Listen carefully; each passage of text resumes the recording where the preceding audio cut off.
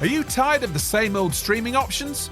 Introducing Myco, the revolutionary Web3 content platform where you can not only watch films, TV shows, user-generated content, live events, and listen to podcasts, but earn from them too. Myco commissions and produces content that connects and empowers both viewers and creators in a fully decentralized video ecosystem. With live monetization, crowdfunding, NFT gating, and even the opportunity for fractional ownership of content, Myco is changing the game. Myco, join the conversation and start earning today. Download the app from the Apple and Google Play app stores. TellyCast. Hi, I'm Justin Crosby, and welcome to a new season of TellyCast. We kick off the new year with a country focus on Austria, and I'm in Vienna for CIMIx, the industry event organised by trade promotion organisation Advantage Austria. My guests on this week's show are Dinah Czezik-Muller Co-CEO at factual indie Terra Mater Studios, Philipp Böechheimer Managing Director at CANAL Austria, Alexander Dumreicher-Ivanceanu, Chairman of the Austrian Professional Association for the Film and Music Industry, Isabelle Welter of drama indie WeFilm, and consultant Tony Gregory, as we delve into the recent changes in the Austrian content industry. Plus, later on in the show, I catch up with Realscreen's Barry Walsh on what to expect at Realscreen Summit in Austin, Texas, where we'll also be recording a show next week. It's all coming up on this week's TellyCast.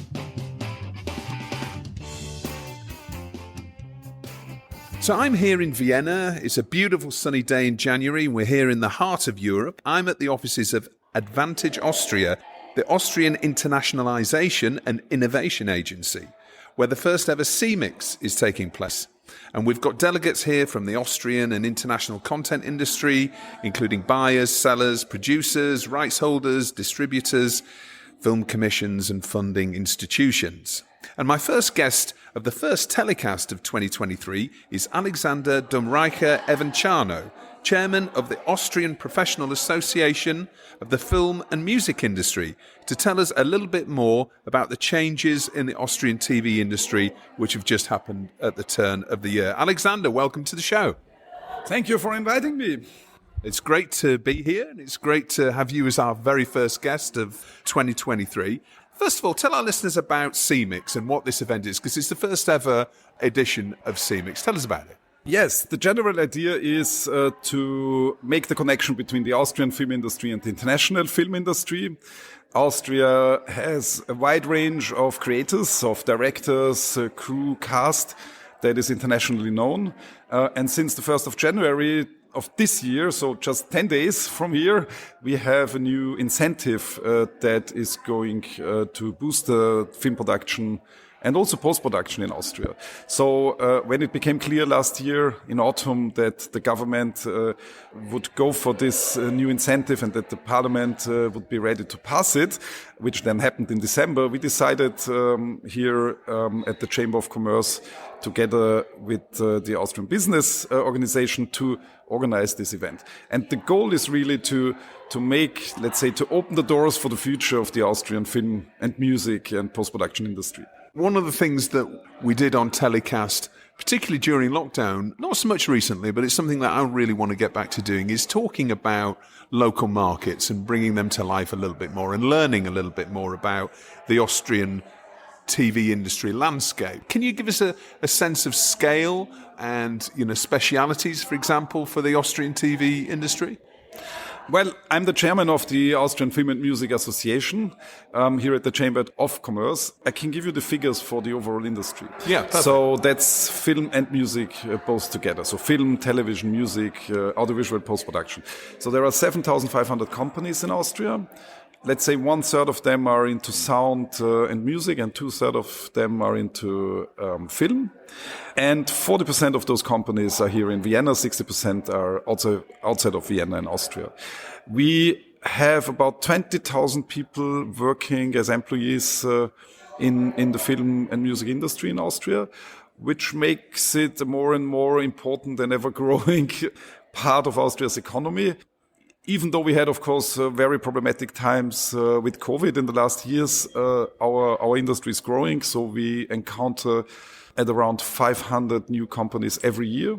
So we were around 6,200 companies before COVID, and now 3 years later we are now 7,500 companies. So as you can see, it's growing. There are more and more creative people working in Austria in this industry. That's a good basis for the times to come. So most of the industry, when we're talking about TV industry, is based in Vienna. Is that right to say, or are there other key local markets as well within Austria? Well, as I said, Vienna has around 40% of the companies, but I would say we have very interesting companies and films being made in Lower Austria, in Salzburg, in Tyrol, in Styria, in Carinthia. So there are other regions of Austria where you have very interesting companies. And of course, you have the landscape. So you have the cities, you have the landscape. Austria is a very, let's say, colorful country with the cities, with Vienna in its center, but with other interesting cities, with the landscapes, with the lakes, with the mountains. Yeah. So I think there is a lot what can be filmed here. How about studios then, in terms of studio complexes? Where would we find most of those? There is no studio at the moment, but this is going to change. We have the HQ7 studio project, which has been presented 20 minutes ago just here. It's going to be built in Vienna. So this year, it's the construction year, and it's going to open in January, February 2024. It's going to be a green studio, because it's located at the port, at the Danube port of Vienna, and there is a huge solar farm there, and so the studio will be able to use solar energy for its needs, and I think that's a very important thing, because we want our industry to become green, climate friendly. That's a very important part of this new incentive that is operating now for about 10 days. It's a green incentive with the bonus system for climate friendly productions. And I believe that's a very, very important part of Austria's industry, but also the knowledge and the future, because things have to change in our lives, in each and any industry, but also in the film industry. Yeah, well, that's right. We can just see the lack of snow on the slopes in January as a great example of that and a reminder of that. Yes, Austria is one of the best examples. I mean, we have been putting so many electricity and heat into our slopes in the last years that we have unfortunately contributed to the climate change. It's crazy, and isn't the more artificial snow you put on the slopes, the faster the climate change is coming. So that's one of those paradoxical interventions of economy. And I believe that the film industry can really be a game changer here, because it's not only that we can change the way we produce our films, it's also because we are known, we are seen, actors, directors, film people, we are broadcasted, we are in the cinemas, we are on festivals. So I believe it's also important that we show that things can change. Yeah. You're in pole position as storytellers to be able to bring that to the public and help bring around change. Give us some examples of maybe the most notable international successes then, coming back to the TV industry, by Austrian content businesses. The last years have been very, very successful. There were films like Hinterland by Stefan Rosowitzki, who won the Audience Award in Locarno, followed by Sonne by Kutwin Ayub, who won one of the main awards for newcomers at the Berlin Festival last year. There was Great Freedom by Sebastian Meise, an Austrian director who won at un certain regard in Cannes. And of course, there's Corsage by Marie Kreutzer, a film about Sissi, the Empress, with starring Vicky Krieps, that has won the main actress award in Cannes last year, and it's now in the race for hopefully for the Oscars. We will know more in a few weeks, but it's shortlisted or longlisted for the Oscar nomination. So there is a very, very strong presence of Austrian films on the international level. Same for broadcast and TV series. Last week there was the new episodes of Vienna Blood, by Robert Dornheim, directed by Robert Dornheim, that was broadcast in Austria. That's an English and German spoken TV series, very successful also in English-speaking countries. So we have the creativity here, and we have the international success. And now this is going to meet new financing possibilities, and that's exactly why we are here at the moment. So my assumption, and please correct me if I'm wrong, is that previously most of the output in terms of exports of Austrian TV content, did that mainly go to other German-speaking territories within Europe? Is that in the main where producers are making shows and actually getting them sold in for the 3 or 4 markets? There is, of course, a long tradition for working with the German-speaking countries. This is Germany, but also Switzerland. So especially in the TV business, of course, there is a lot of crime shows that are co-produced with either Germany or Switzerland. There are many event movies being made together between the 3 countries. But at the same time, and especially in the last, let's say, 10 years, we have really enlarged our audience. And Austrian films and Austrian talent is now working in French-speaking, in English-speaking territories. The films and the TV series are sold way beyond the German-speaking territories. So I would say this is one of the unique selling proposals of Austrian creativity, that the international outcome and also the international presence of our directors and talent is certainly bigger than for other countries with 9 million inhabitants. Right. 9 million inhabitants. That's worth remembering. That's not even the population of London. So it's an interesting thing to remember that you're punching way above your weight. It's a small country in the center of Europe with a really high output on films and TV series that are internationally seen. Yeah. So tell us about this new tax incentive then. Let's focus on that a little bit. What is the incentive for international businesses to work with Austria? Because I think it's very important this year, producers all around the world, international producers, as the market cools down a little bit, streamers are spending less money, networks are spending less money. So producers, particularly drama producers, are looking to co-produce more than ever.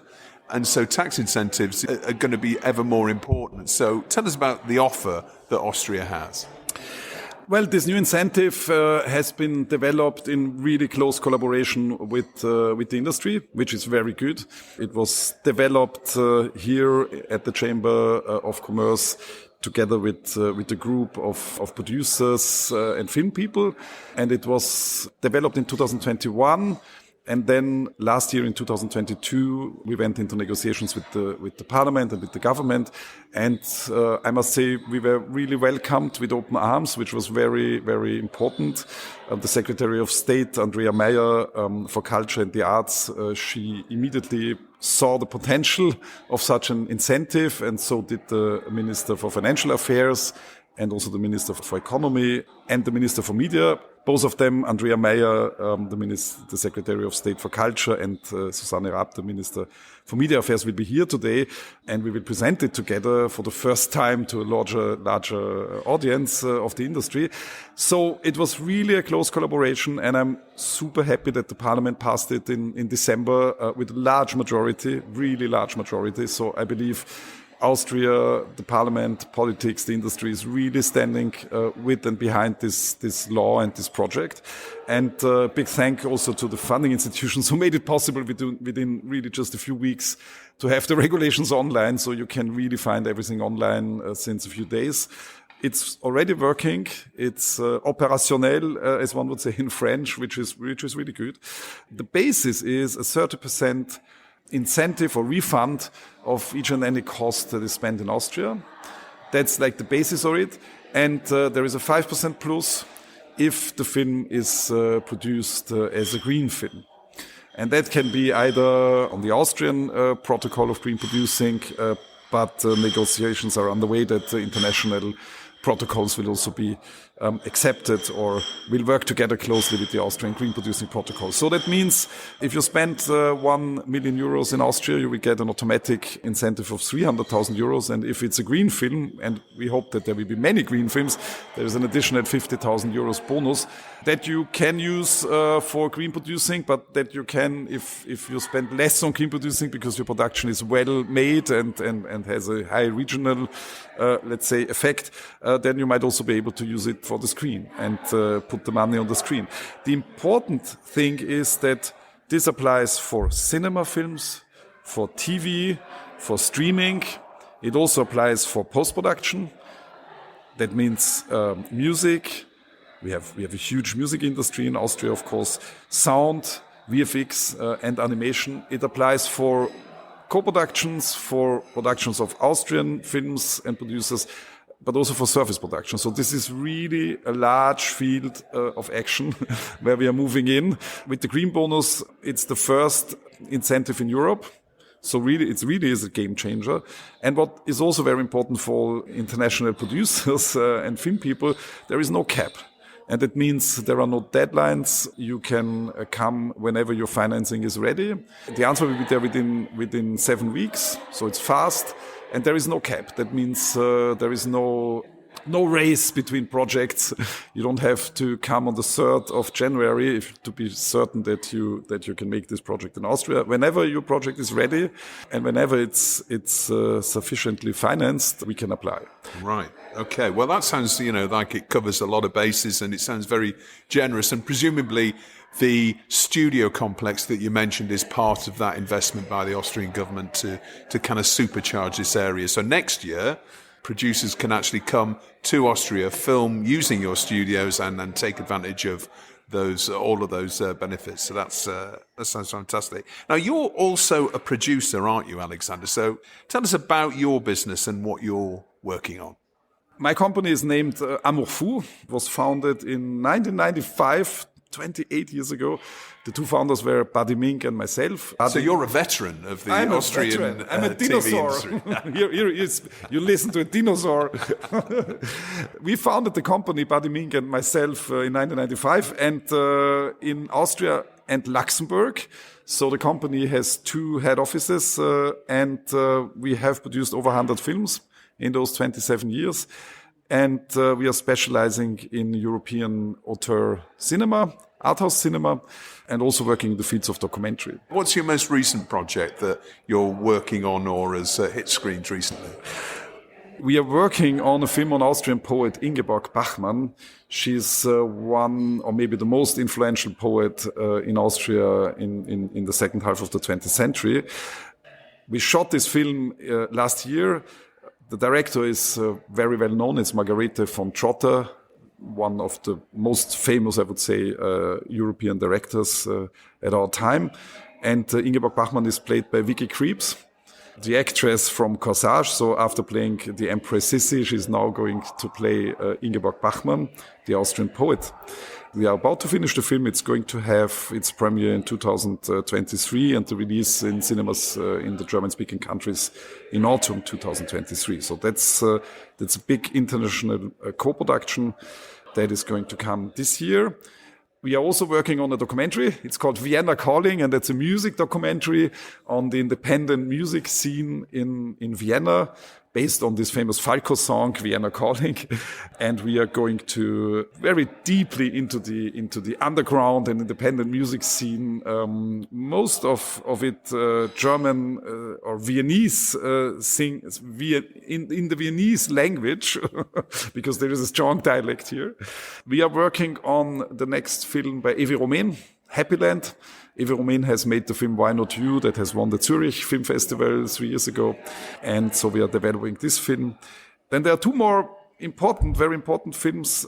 A film called Resistance, which is going to be directed by Buddy Mink, so the co-founder of Amour Fou.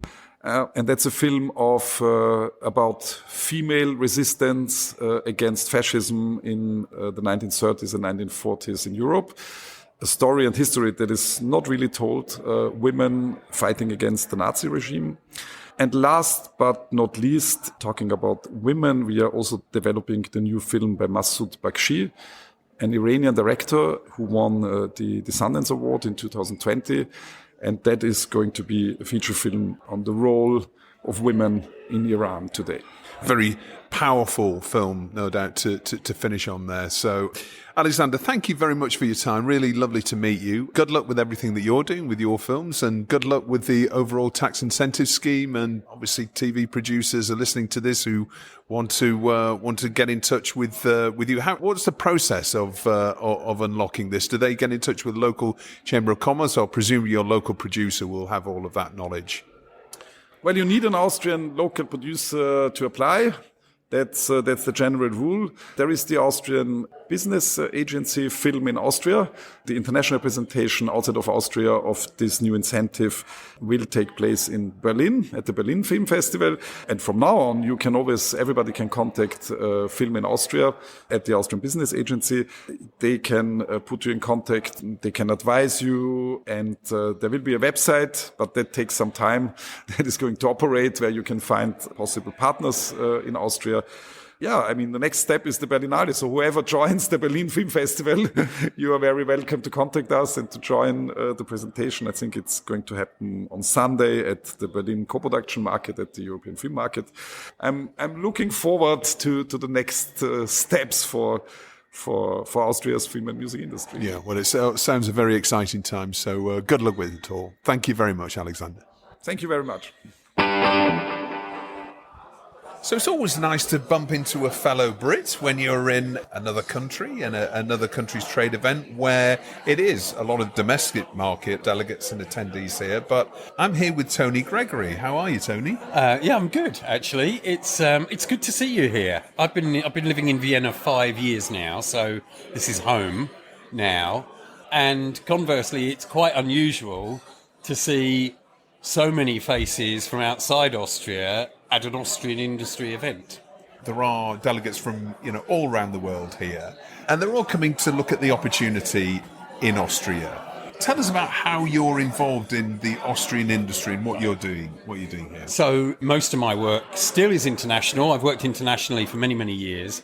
I mean, obviously directed many shows in the UK for a very long time, a lot of entertainment shows, trained directors, format consultant, and so on.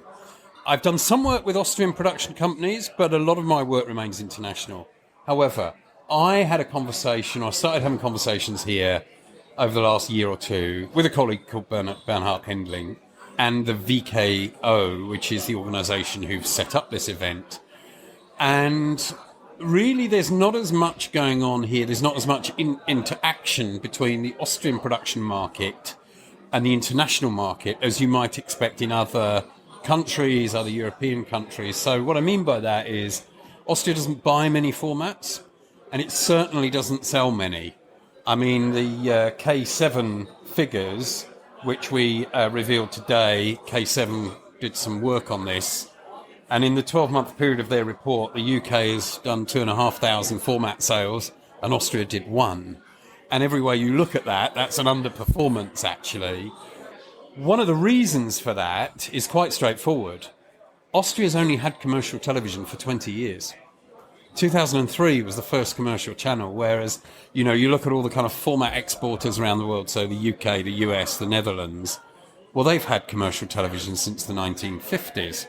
And so they're very mature markets. They're, over many decades, were looking for successful shows, so the big American quiz show surge from the 1970s onwards and so on.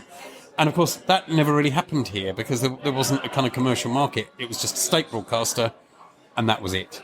I mean, there have been channels from other countries and so on. So in a way, it's kind of not surprising because it doesn't have the same history. You also have to think until about 30 years ago, Austria was surrounded on 2 to 3 sides by the Iron Curtain, and so was often the end of the line in a way. But the opportunities are absolutely huge. I mean, Austria is a country of 9 million people. They have a very, very good production sector. The standards are very, very high. I mean, when Austria does scripted productions, for example, absolutely international standard. And you think about the New Year's concert that comes out of Vienna every year. That's live to, I think, over 100 countries from ORF, the state broadcaster. So certainly there is a capability here. And it's a very rich country as well, essentially per capita versus lots of other territories in Europe, right, that perhaps are performing better from an international format sales perspective. Well, that's true. And in the session this morning, we dug into that actually quite a bit. And there's some interesting sort of phenomena that go on. So if you look at countries like Belgium or Finland and so on, smaller countries that actually have to be really efficient and productive and produce higher standards on smaller budgets and with less resources than other countries. I mean, I directed The Voice of Ireland a number of years ago, and I remember us looking at the UK version of The Voice going, well, it'd be lovely if our show looks like this. We obviously didn't have the budget, but do you know what? I reckon our lighting was just as good and probably cost a fraction. And so there is a thing about the smaller countries having to work well to produce what the bigger countries can just throw money at, in a way. So there's a huge amount of opportunity here, and it's been an absolute pleasure to invite some international guests here from distributors such as All3 and Justin Scroggie, the format doctor, and consultants K7 and so on, to introduce to Austrian colleagues and just get the thought process going and get people to sort of think outside the box and change the thought patterns a bit. And there's a really positive reaction, I have to say. Because you know what it's like. I mean, you know, you can get quite comfortable. Something works, it doesn't need changing. You repeat the pattern year after year. And so sometimes, you know, you do have to break out of that cycle of thinking. I think also, you know, if you look at other countries, so Belgium, for example, whether it's MIP, they have a Belgium stand and they present different companies, and the Creative Industries Department or whoever from the Belgian government get involved with that. They do the same IBC on the more technical side of production. You know, there isn't an Austrian stand at MIP, for example. And I think that there's huge potential. There's huge potential because there's some great capabilities here.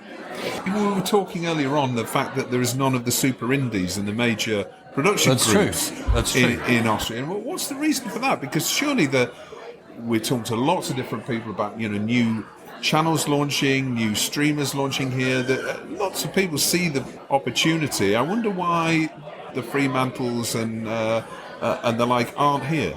Well, look, if you look at the countries where, you know, Fremantle or, you know, the Banijay Group, now now Endemol is within that too, ITV International and so on. They've all got labels in a lot of countries, and some of those countries are quite a bit smaller than Austria. And there are none. There are none in Austria at all. There are none of the big kind of global networks of production companies here. I genuinely don't know why. Because the talent's here, the ideas are here, it needs a bit of work. And the other thing that's interesting as well is if you look at some of the phenomena that are sort of going on elsewhere, where Ireland has become a test market for Fox and some of Fox's formats and so on. You know, I think there's potential for Austria to form some international partnerships and do something interesting to start gearing up production, exporting ideas, exporting shows. There's definitely potential. When you consider things like the new tax incentives here and so on, I think if you look at that in the round, there are definitely opportunities. Countries are competing with each other to bring in production. And so the tax incentives are part of that. But you also have to look at the other business context. And as I say, I'm not a businessman as such, but, you know, you need to look for a country that's stable, with a good legal system, with well-educated workforce and an available workforce and a mobile workforce and so on. And high technical standards. And high technical standards, which Austria has. Austria's known internationally for its engineering. I mean, if you wanted a cable car system for your city, well, you know, you would probably go to an Austrian engineering company for your cable car system. So, but it comes to that sort of level of engineering, and that also comes from the education system. The other advantage Austria does have as well is it's one of the countries in Europe with the highest percentage of people that can hold a conversation in English. Now, if you're going to work internationally, that's vital and holds back a lot of other countries, actually.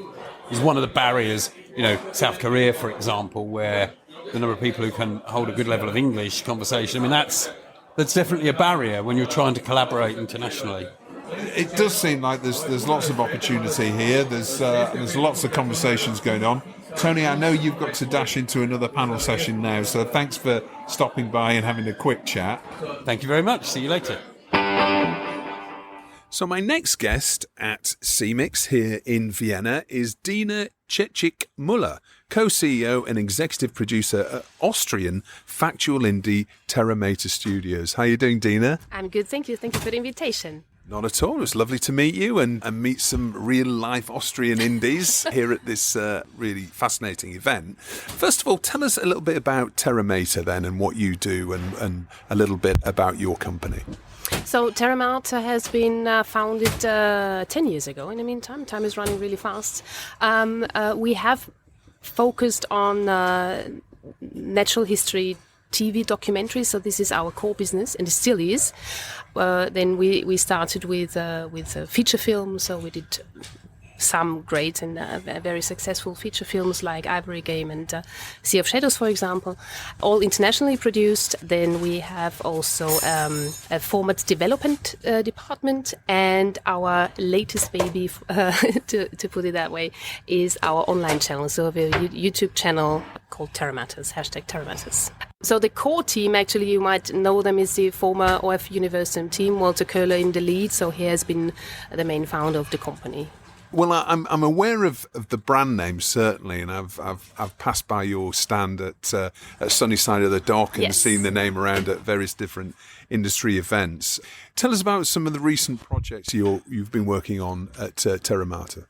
For example, Patrick and the Whale. It's a feature film. It's a wonderful story of a friendship of a human being with a whale. It's very nice to watch, especially in these days where you have lots of, news about war and, inflation and so on. So it's, I think it's a very heartwarming story, nature-driven, and it shows us the beauty of the sea. Okay, and is that factual or is that scripted?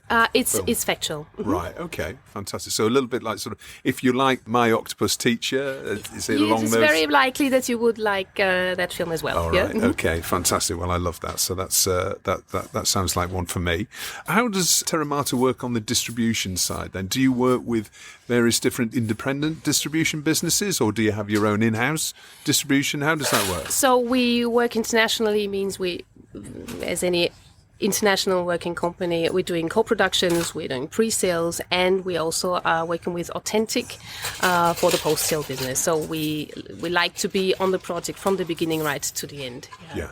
We're here, obviously, at CIMIx in Vienna, in your hometown and the town where your business is based, talking about the changes in the Austrian industry that the new tax incentive scheme is bringing in. But to give everybody a little bit of a flavour about the domestic Austrian industry, can you give us an idea of how the TV industry has developed in Austria and potentially what the changes might be after this new scheme has taken effect? Austria tends to be a very small country. So therefore the TV business used to be very localized, in my opinion. And there are some companies that started to get into the international business because of also certainly getting additional monies in, and therefore a lot on documentaries, also fiction TV, less on that, I would think. So what the new subsidy and incentive means, I think it makes Austria even more attractive and maybe also a little bit more known, because I think it's a little bit of sleeping beauty. So we have lots of great creative talent here working on productions, but no one really knows about that. So I would hope that there is a little bit of a buzz going into the international business, also attracting companies coming here, because it's not only about TV productions, but also streamers. Now streaming productions can be subsidized, and as well as also service productions. VFX, this is also rather new. And at the same time, there is a green incentive on it, which I think is also rather new worldwide. Yeah, it's a matter of being, emphasizing a little more to really focus also on climate production that is not harming our climate. Yeah. Now, my assumption is always that, tax incentive schemes are really sort of geared towards films and drama productions, but that's not necessarily the case, is it? Give us an example of how you may benefit as a business from the new scheme.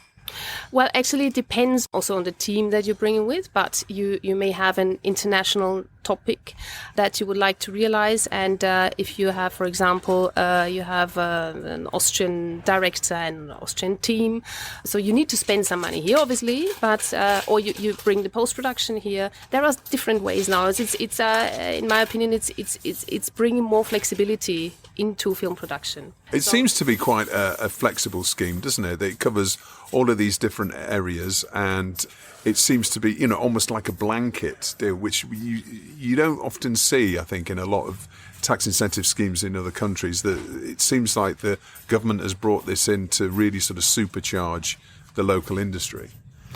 It's so new that no one really knows how it will work out in the end. So we all need to learn.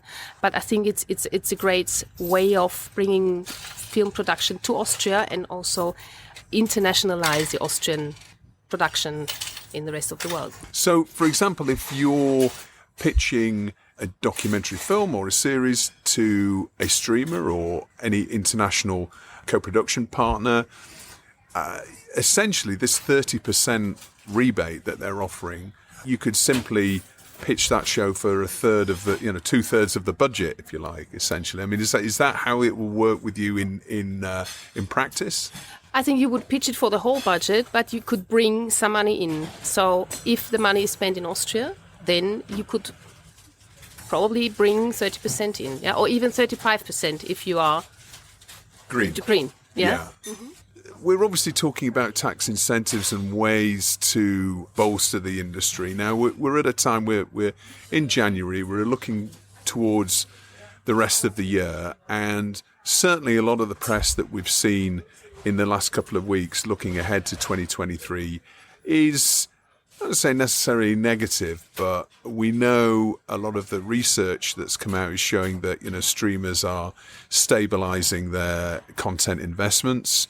And I think we already know that a lot of the broadcasters' budgets are certainly not increasing. If anything, they're decreasing as viewing habits change again. And we're also seeing, an advertising slowdown as well. We're seeing a crunch when it comes to consumer spending and a recession.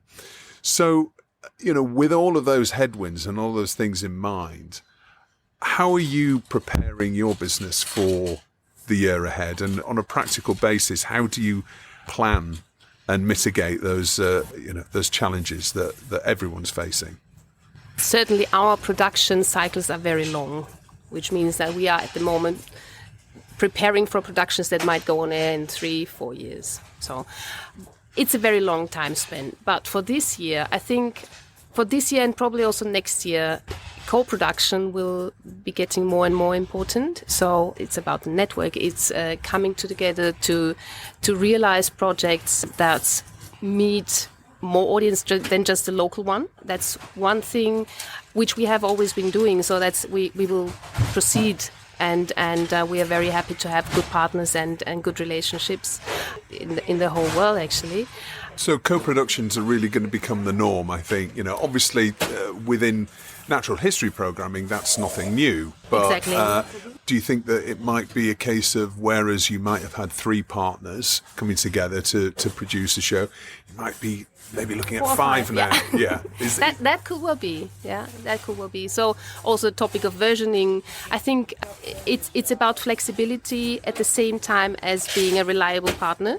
That's very important, and I think trust is a main driver in trust and quality in times that are challenging. I think. Yeah. And particularly in natural history market as well, where there's trust is probably more important in your sector than many others. Could well be, yeah.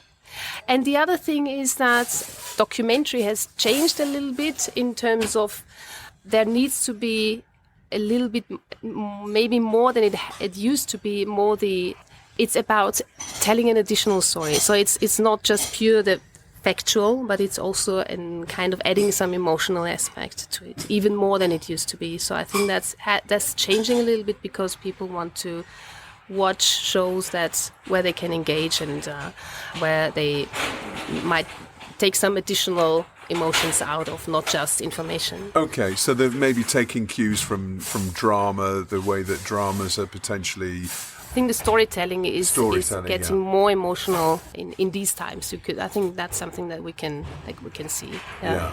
Thinking about natural history production, COVID and the pandemic had a really big effect on this sector, as obviously all sectors, but perhaps it hit natural history harder because of the locations needed and the travel needed, or it used to be the case that the production team would be flying all over the world and into various exotic locations. And has your production process changed when it comes to natural history since the pandemic?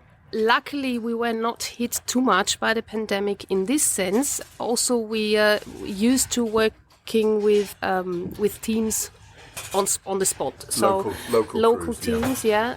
We only had one production where we had a little bit of troubles, which was in India, due also to our good cooperations with local teams, local producers. I think this is something that's also the green aspect with it, that brings the green aspect, which is a good way of producing. And looking ahead to events and markets this year, where will you be present? Will you be at MIP TV, for example? Will you be at Sunnyside? Give us a bit of a rundown of where we might see you on the exhibition floor around. So the next one is Berlinale, because we are also doing feature. So Berlinale, then is MIP, then will be Sunnyside, Cannes, in the middle of it. So the Marché du Film, the Sunnyside, and then MIPCOM. So we are attending all the festivals and all the markets. So it is a good chance that we meet again. Yeah, I'm sure we will. Dinah, thank you so much for spending time with us. Good luck with everything. And I may be asking you a few tips on the hot spots in Vienna and where. Warmly welcome. All right. Brilliant. Thanks so much. Thank you. So we're now into the hubbub of the event. Lots of delegates moving between different sessions. There's lots of different tracks of content going on here. And I'm here with a broadcaster. It wouldn't be complete without speaking to a Austrian broadcaster at CIMIx. So I'm here with Philipp Böechheimer, Managing Director of CANAL Austria. Philipp, how are you? I'm fine, thanks for having me. Not at all. Lovely to see you. Tell us a little bit about the broadcast landscape in Austria. Can you give our listeners who perhaps aren't aware of, how that broadcast landscape looks like from a domestic perspective? If you're talking to me, you're actually talking to probably one of the last one or the newest one to the party in Austria. So we just launched with CANAL Plus in March last year. So our first birthday is only a couple of weeks in front of us. So CANAL Plus launched an on-demand streaming service and operates as a local Austrian streaming provider. We also do have linear channel called CANAL Plus First. CANAL Plus First is as I said, like the newest addition to Austrian media landscape, broadcasting the variety of channels in Austria. And I think if we talk about the history of broadcasting, we'll probably start with public television, ORF1 and ORF2. And then I personally think I do have kind of a bit of a connection to private TV in German-speaking territories, because when I'm born in 1982, and this was in the 80s or late 80s, early 90s is when private television started in Germany, and we also started receiving this in Austria. All the German private channels came to Austria with being available, and then I think it's been quite a slow and steady growth with new channels, new private channels coming to the media landscape, and CANAL Plus is the latest addition to that. Right. So there must be good business to be made then if you're launching a linear channel as well as your digital offerings. What's your USP then for Austrian viewers? I think you would not only launch a linear channel in 2022, or because I think a linear channel in itself would not be probably hard to be profitable or probably hard to have a long-term perspective. I think our main asset and what we're bringing to the Austrian media market is the CANAL Plus streaming service. That's also pretty much the new thing. You had for sure all the global players available in Austria. With CANAL Plus, we now have a local Austrian streaming provider doing business in Austria, out of Austria, with an Austrian team sitting in Vienna, creating the product, curating it, making licensing content for Austrian audience, but also, with our channel. The channel is an addition to our portfolio. There are a lot of plans for the future. Yeah. So you must have an incredibly large catalogue from a Canal Plus perspective, a library to bring to the market, but also you're saying it's being curated as well, specifically for this market. Are you also commissioning original content here in Austria? We're definitely with having Studio Canal as part of our Vivendi and a conglomerate and CANAL Plus and the connection to CANAL Plus friends. We do have access to the great library that Studio Canal has, but for sure we will also want to produce original content. We do for factual, on a factual side and non-scripted. We did start producing original content out of Austria. We do have, for instance, also 2 weekly formats on our channel. It's a music magazine, actually the only music magazine remaining in Austria, and music's big here. I'm getting the feeling that there's a strong and very healthy music scene here in Austria. I'm not a music industry expert, but from a consumer perspective, I would say it's really growing, and there are a lot of young new artists out of Austria for last 5-7 years that really have a success not only in Austria but also in Germany and other outside of it, with German language music. So in terms of opportunities for international distribution companies and producers to perhaps sell shows into Canal Plus Austria, first of all, you've only just launched, I realise, so it's sort of early days, but are you looking to the international market to acquire content specifically for your market? I mean, we're really licensing exclusive content for Austria. There's a new show that, we do have, for instance, the English with Emily Blunt exclusively available since or now in January. As our monthly highlight. And that's very new, right? That's only actually come out internationally last month, I think. It's a really great series. We do have a Spy Among Friends series with Sky Pierce. Spy series we'll have as a highlight in February, exclusive on our channel. And we're also licensing more and more exclusive Austrian content. At the moment, there's not that much series content that is available for licensing.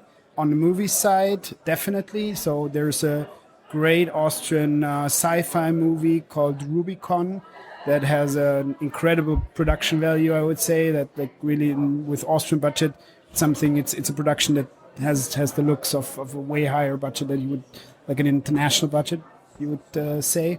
And this one we have exclusively on our channel, and especially Austrian movies is something that is part of content history for Austria, and there's a lot of beloved movies that Austrians like to watch, and we have them. Are you responsible for acquiring that content, or because your role as managing director, presumably you're overseeing a team that also acquires? There's a dedicated team really focusing on all aspects of content in our organization. There's content experts on selecting and curating and really creating the product from an editorial side. For sure, there's content acquisitions for then licensing and all the legal parts. And these are really core assets that we do have in Austria also need to run the business to create really an Austrian product. What about formats? I mean, will you ever be in the business of adapting, big game show formats, for example, or any sort of, big Saturday night shows exclusively for CANAL Plus, or is that a little way off? It's not on our radar at the moment because it's something like this really big Saturday night shows, something you expect really from linear broadcasters. We're not really looking into it, but never say never, I would say. From a streaming content perspective, I think big shows, it's not the main thing that people expect. But I think a couple of years ago, you also did not expect that like stand-up comedy shows would be something that you would find on a streaming service, and you do now. So I would say, let's also see where the market for streaming content develops. Yeah, because the market is changing incredibly quickly, right? And it would be boring otherwise. Yeah, that's very true. And it's interesting. You're launching a channel at the same time as there's a cost of living crisis, there's a recession, there's advertising downturn, there is various different headwinds, let's say. It's obviously a challenging market as a new streamer and a linear broadcaster in Austria. How can you adapt to those changing markets? Because things are changing very, very quickly.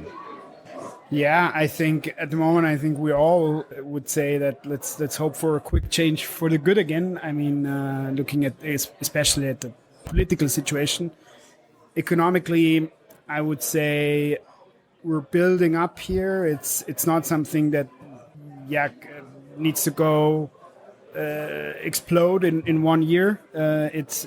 We're constantly building. We just introduced really a very successful media brand, worldwide media brand, to a new market in Austria that is not very limited known in Austria, but we're in a good way to change that, and there's so much homework to do to be successful, and then hopefully also the overall economic situation turns for the good for all of us. Absolutely. Inflation goes down again. Yeah. We're here obviously to talk about this new tax incentive scheme and the changes that are happening within the Austrian industry that the government has just brought in on January the 1st. So how will that affect you, if at all, as a new streamer and a linear channel in the market?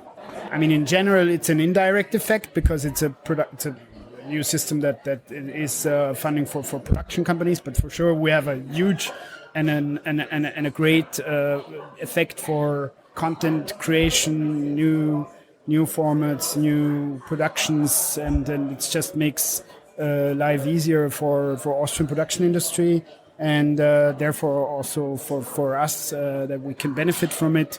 Can't say a lot negative about that. I think it's really positive. Yeah. And surprisingly, I think it has been talked for quite some time. But when the news spread last year, mid last year, I would say that it's going to be there. And then now that it's beginning of 2023, it's really already in place or almost. Seems to have been implemented very quickly, doesn't it? Over a few weeks. Very un-Austrian. I think everyone's a bit surprised about it, how that it really came that fast, and we were able to get things on the floor. But really great. Well done. It's not often you hear politicians turning things around quickly and being so proactive and doing things so effectively. So maybe a few other countries, maybe near to my home, could take note of that a little bit. Yeah, and also, I mean, if you look now, I think they also really thought about the environment aspect and impact of it. It's also has been thought about. Not the worst example compared to other aspects where we talk about or think about improvements from a legal side, where the environmental aspect has not been considered. Yeah, it seems to have gone sort of a bit under the radar, disappeared. When we were all in lockdown, we were talking about the environment, and we're not going to go back to how we were before. We're not going to be taking those flights. We're not going to be going all over and going to so many markets and visiting buyers around the world. But that seems to now receded into the past quite quickly, and if anything, people are maybe travelling a little bit more and perhaps, focusing much more on, understandably, about doing business as well as they can, and less about the environmental message. If you look how people try to maybe quit smoking or drinking and how fast some of them are back to it, then there's not a huge surprise that like our habits came back that fast. Really, unfortunately. That's a nice analogy. It's like dry January, right? Yeah. It was the. it's a dry COVID. Yeah. Hope is, I think, that the only thing we can have at the moment, because there's not really proof of any real good signs. No, not yet. I think that's only going to come around by public action, and that's what broadcasters are great at, right? Changing public opinion. So. Hopefully we'll all get back onto that agenda a little bit more and try and affect change over the coming months and years. Let's see. Well, on that hopeful note, Philipp, thank you very much for having a chat with me. Pleasure all mine. Thanks a lot. Good luck with the channel and the streaming service in Austria, and I'll keep my eyes peeled for how you're doing in the future. Yeah, well, we can do an update in a couple of months and years. Let's do that. All right. Thanks, Great. Philipp. Thanks a lot. So any show that we're talking about tax incentives and opportunities for international co-production wouldn't be complete without speaking to a scripted producer, a local scripted producer. And I'm here with Isabelle Welter. Isabelle, you are a scripted production company based in Vienna. Tell us about your business and some of the productions you've worked on. Well, we founded that company 5 years ago. I founded it together with a writer-director, so we are basically content-driven. And it's We Film. It's We Film, yes. It's like 1, 2, 3, We, and it's WH is Welter Henning. These are the initials of our last name, so it's a combination of that. I'm based in Vienna since 2002, and I used to work for another company as a drama producer, employee, and as executive producer. But a couple of years ago, I felt the need to get out of the wheel, of the production wheel. So we started our own production company, trying to develop content that we think should be told. It's all about fiction. It's about TV series, feature films, and TV movies. We try to go out of Austria, so we do a lot of international co-production. We work with the German broadcasters, ZDF, ARD, also the private broadcasters. We are developing a lot of event series right now. We just launched feature film together with another Austrian company with a very named young director, Adrian Geuginger. Merzengrund was his second feature film. It ran pretty well in Austrian cinema. And we now have in line another feature film project that is just in the funding institutions right now. And we'll see what's going to happen. And it will be... It's placed in Moldavia. We will work with an Ukrainian director. It's going to be a very, very exciting project. This is what we do right now for feature films. And then we work together with a lot of German and Austrian companies as co-producers. So we come with our content to the other producers and do co-production. But we are not a development house. We are producers, but we stay small and flexible and agile with all our projects, and then we do the financing together. So you've obviously had a certain amount of success over the past 5 years with setting up your own business. What are the barriers to further international success for you, and how does this new incentive in the Austrian market change the game for you? It changes it a lot because the last 15 years, we were limited in financing international co-production on the television market, and especially for the streamers, because we were not allowed to apply for streaming products. So now this is open for us. It's open for everybody who is based in Austria and is producing in Austria or doing co-productions with Austria and other European countries. And it has no financial limit. So this is really a game changer for us.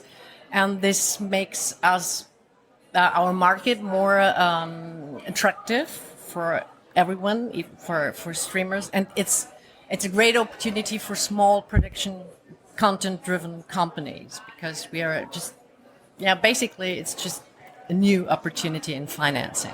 So will that affect you on a practical basis in terms of the number of projects you're taking to market, for example? Or is it just going to open the opportunity to speaking to more people about... It's both. Yeah, right. The most important thing is that we can talk about bigger budgets. If you bring financing about 30, 35 or 40%, this is a lot.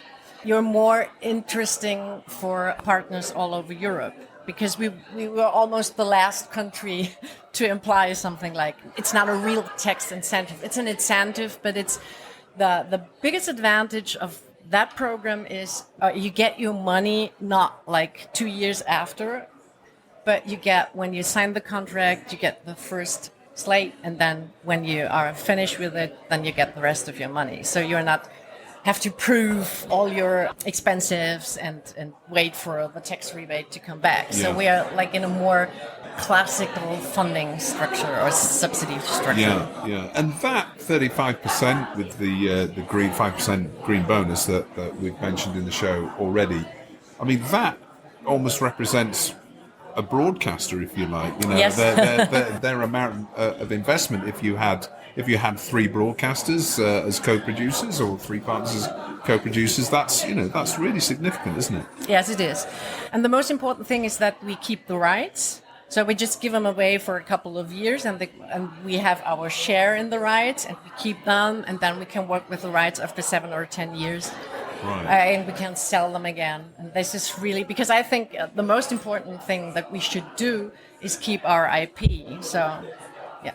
So for potential partners who may be listening to the show, who are now thinking about maybe taking Austria a little bit more seriously as a location, what would you say to any potential international partners on the scripted side listening to this? Well, the door is open to come in. All right. Okay. Some limits we often had in Austria, that it would be too specifically Austrian concerning content. So, but I think local content is very important, and it should sell internationally. If the story goes to the heart and you tell it, it doesn't matter if it plays or if it takes place in Vienna or in Strasbourg or in Birmingham, I think. Yeah, and we've seen all of those local stories become big hits internationally. Yes. Particularly through the likes of Netflix and other streamers that have brought these stories to wider international audiences.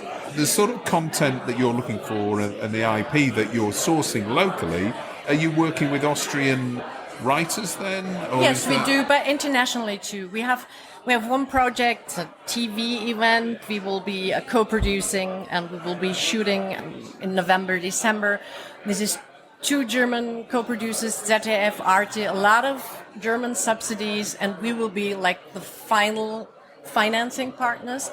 And this is the only kind of service production we do, but we are totally part of the development process. So this is, for us, this is also very interesting. We don't only develop and produce our own projects, so we work together. So if somebody comes from outside and says, would you be interested in this TV movie? Are you interested in the story? And we say, yes, this is something we would like to go with and tell that and produce that together, then it's also a possibility. All right, Isabelle. Well, thank you so much for spending 10 minutes with us. I know there's lots of drinks events going on. There's lots of things going on this evening as all these international delegates come together and look at the opportunity. So thanks for spending time. Isabelle from We Film, thanks a lot. Thank you very much.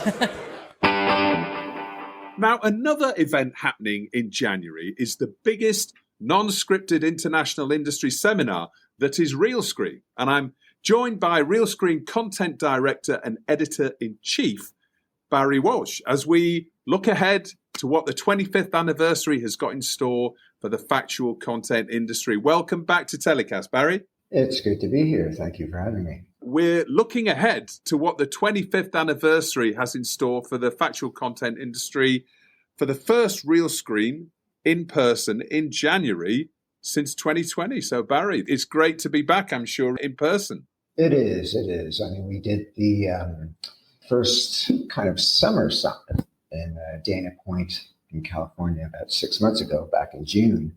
That was essentially because we knew that, people were kind of jonesing, to use a North American colloquialism, jonesing to get together and do business. And that was great, but we've been wanting to get to Austin for a while now. And so now that's actually going to happen. That's right. So it's the first Realscreen in person since New Orleans, of course. Mm-hmm. Yeah. And Austin, Texas, I've never been there. I can't wait. I'm looking forward to donning a 10-gallon hat. And seeing if I can get it as well. Yes, yeah, absolutely. Barbecue. Everybody's getting ready for the barbecues over there. So tell us about the latest then for preparations for this 25th anniversary summit, Barry. Well, I mean, yeah, as you say, it's the 25th anniversary. So we've been really trying to not just kind of reflect the past 25 years in the nonfiction and unscripted business, but also definitely look forward and also take stock of the moment that we're in now. Certainly, it's not a secret that it's a kind of a tumultuous time in the entertainment industry, and the unscripted nonfiction world has definitely been impacted by that. And so we're trying to tailor the content to give delegates as much practical intelligence as we can concerning these challenges, and on the flip side, the opportunities that might exist within them, and hopefully give people the ammunition to kind of come out successful on the other side of 2023. So a lot of the content is geared towards that, but also, we've kind of mixed it up a little bit this year with some things that we haven't done in a while. We've got a little bit of a game show that's going to be happening. So You Think You Know Unscripted with the inimitable Phil Fairclough as the MC. So that should be a lot of fun. And a couple of case studies. We've got a case study of what is probably the most successful franchise in unscripted television, the Real Housewives franchise. So we'll have some key players there to talk about the evolution of that brand. Right. And kind of a born at Realscreen story, which we've asked people to kind of submit their stories of projects that might have gotten off the ground at Realscreen. One of those projects was an 80s and history series, Alone, which is a big hit for that network, but also it's interesting now that it's become kind of an international format. It's gaining more and more traction, and it all started at the Realscreen Summit. So we're going to have a deep dive into that as well. There's certainly going to be no shortage of things to discuss. As you say, everybody's looking forward to this year. There's a little bit of excitement. There's a little bit of trepidation, I think. There's lots of talk of mergers and acquisitions. There's lots of talk of networks having less money to spend. There's lots of talk about new players in fast. Tumultuous, I think, is a good word to use for how people are looking at the year, and obviously coming to Austin to try and figure out how they can navigate it. You talked us through a couple of the new things, a couple of the new the highlights of what delegates can expect at the end of the month. So what else is different? Tell us a little bit about the venue, and tell us about where it's located, and a little bit about Austin itself for those who haven't been. Yeah, well, I mean, Austin is an entertainment and cultural hub, I guess, in America, in the southern United States. and has been the home to South by Southwest, of course, for I believe since its inception. And for the music aficionados out there, an incredible music scene as seen through things like Austin City Limits and whatnot. And so, like you, I have not been there myself, and I missed out on South by Southwest all these years. So I'm actually quite looking forward to going, and I'm going to bring some earplugs because I do plan to check out some music while I'm there. Yeah, the location itself, the JW Marriott is very central, and lots of great restaurants and establishments, shall we say, drinking establishments and eating establishments within walking distance. I won't say stumbling distance. I will say walking distance.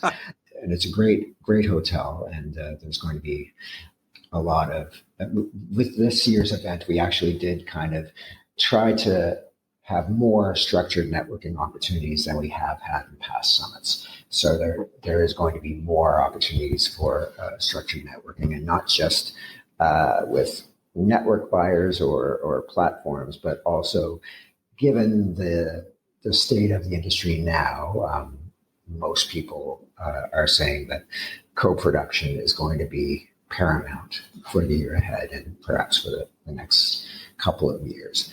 And so we want to kind of bring producers together. We did have a program that we started a few years back called Pitching Partners, and we've given more opportunities within that program for producers to meet with potential production partners to try to get projects off the ground. We also have this thing called slow pitching, which I don't know if I guess you wouldn't have that in England, but No, I haven't come across slow pitching, but I'm interested to hear more. Is it just as it seems? Is it much more relaxed? Is it executives on a laid down sofa pitching to each other in? I wish it was like that, but no, in North America we have like baseball and fast pitch and slow pitch. So I guess it's kind of a play on words, but really what it is a little bit more pitching time. So I think typically our speed pitching things are a few minutes, and we've elongated that somewhat by a couple of extra minutes to give a little bit more opportunity for people to work in more within their pitches because people were asking for it. So we figured we'd try it out. So this will be the first year that we do the slow pitching. Right. Okay. And it's interesting what you're saying about more time for networking, because I think one thing that I picked up on over the last few months, and certainly throughout 2022, a lot of the industry events, there's so many people I personally have met in person for the first time, having worked with them for, year to 2-3 years in some cases. So I think there's going to be a lot of people not only wanting to meet each other from a co-production perspective and seeing how they can figure things out together and do business together, but also people that have already been doing business for a significant amount of time through a webcam, So I think people are really going to savor the opportunity to make those connections and sort of, reinvigorate the industry in the way that it really was pre-pandemic. Yeah. And we definitely saw that in June at Dana Point, and I'm sure you've seen it at some of the events that you've been to in the UK and in Europe, now that people are actually able to get back together. I mean, granted, there's, I think, across the board, be it our event, be it, the larger things like the MIPS or whatnot, everybody's still kind of in comeback mode. And so, the numbers are at probably 80% or whatever of what they would have been pre-pandemic at present. But I think that's kind of universally true across the board, it seems to be.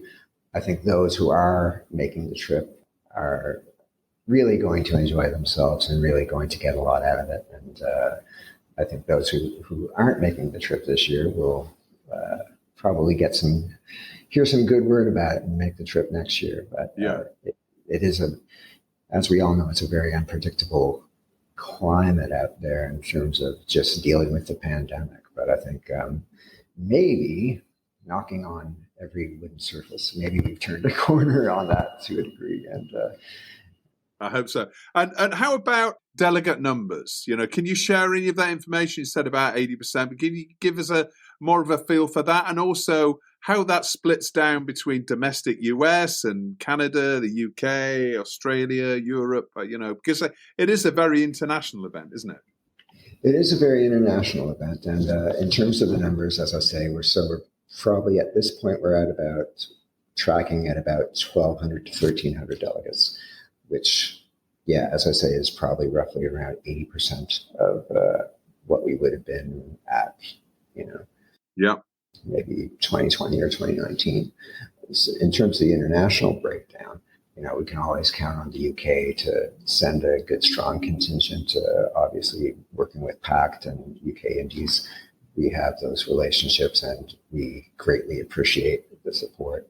So that's not any different this year. We always have a very strong Canadian contingent, Australia networks and producers coming through.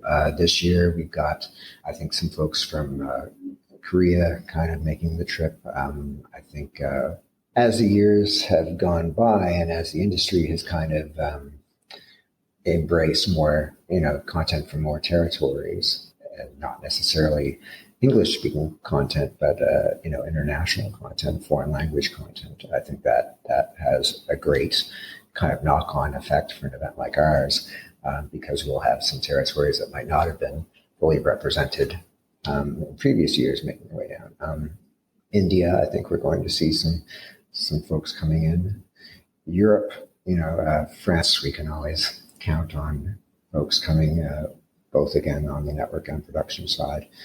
Yeah, it's the traditional mixed bag, but we are starting to see it open up a little bit more. And I think particularly we'll see that continue with Asian territories and perhaps MENA territories as well.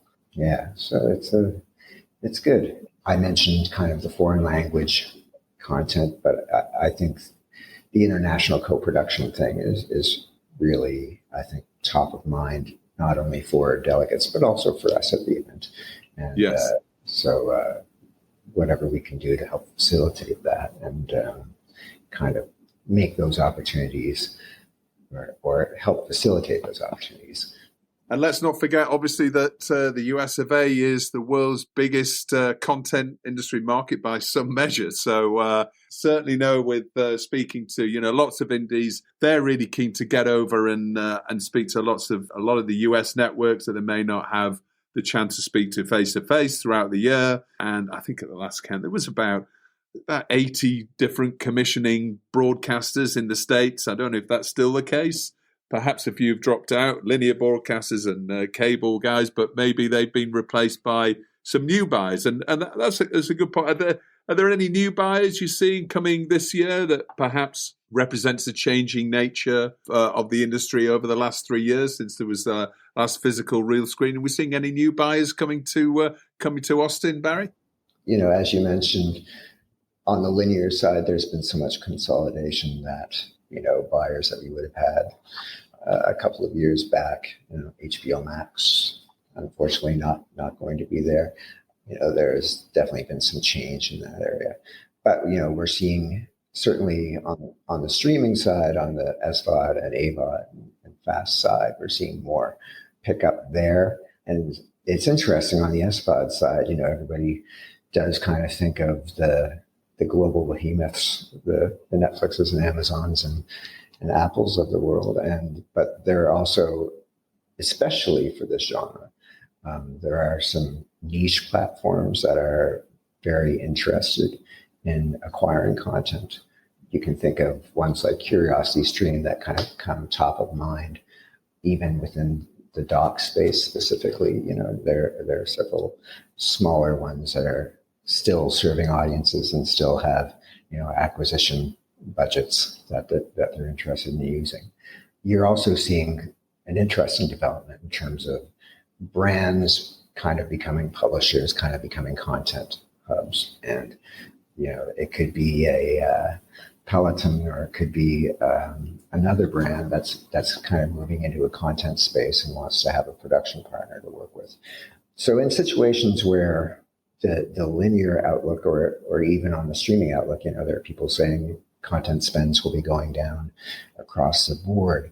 So while that may be the case with some of the established players, I think people should probably look to widen their scope and broaden their opportunities and perhaps investigate some of these other buyers that are emerging that kind of might be out of left field a little bit, but that are actively looking for content. And somewhere along the line, they got wind of us. So some of them are going to be in Austin as well. Well, that's a good tip. Have a get in on the delegate page, and everybody's listed on there, aren't they? If you're a delegate, you can see everybody who's going to be coming along. What about your personal pick of the summit? Now, this is obviously you put this together, Barry. You had the whole editorial strategy and the programming. But what's your personal favorite session that you're looking for in Austin? Well, Justin, it's like asking me to choose a favorite child. Just kidding. We always try to make the content as robust as possible. One naturally kind of gravitates towards the keynotes, I suppose.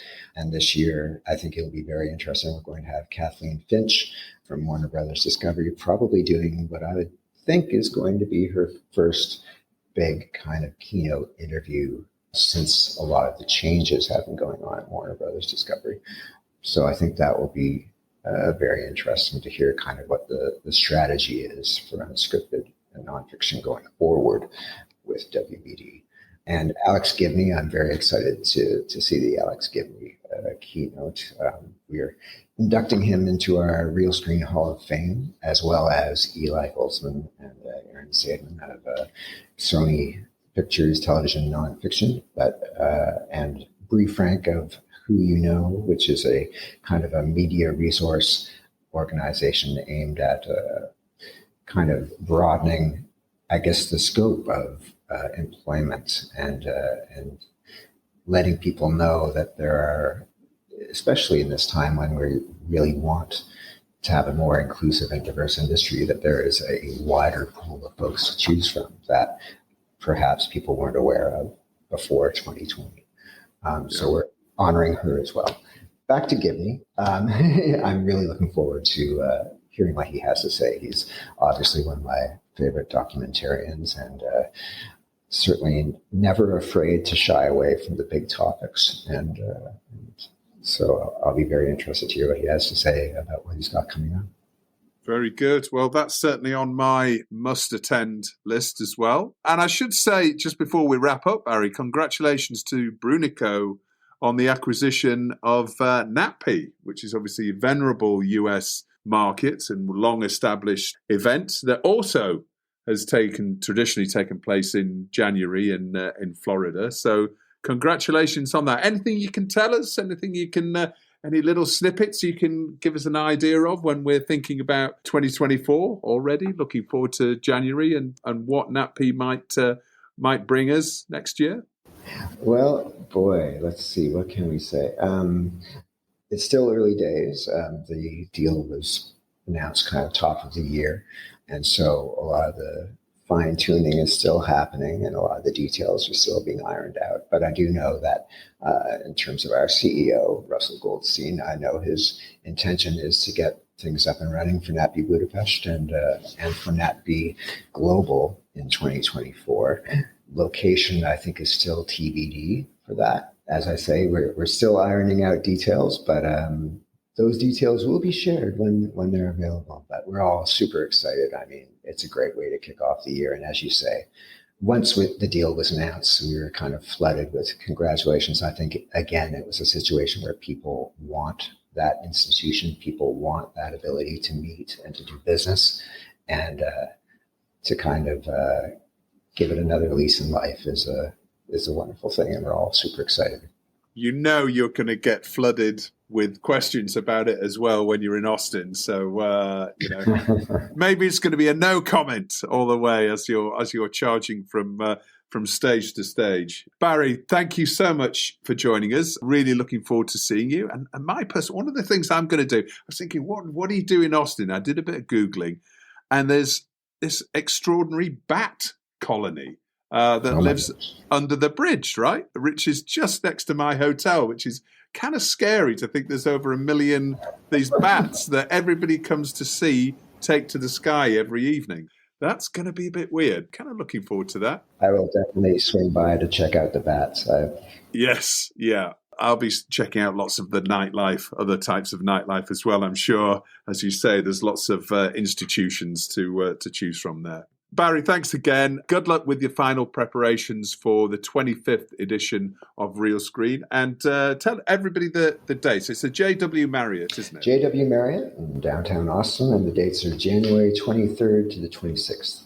Fantastic. And you can still buy tickets. They're on the website, so go there for any last-minute ticket buys. Barry, good luck. I'll see you in Austin. Cheers. Well, that's about it from Vienna. I hope you enjoyed the show.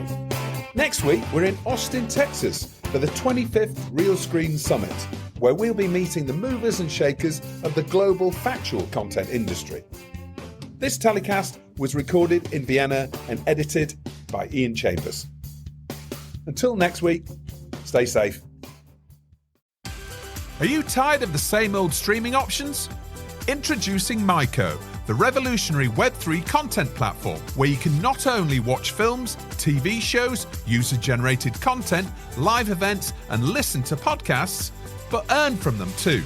Myco commissions and produces content that connects and empowers both viewers and creators in a fully decentralized video ecosystem. With live monetization, crowdfunding, NFT gating, and even the opportunity for fractional ownership of content, Myco is changing the game. Myco.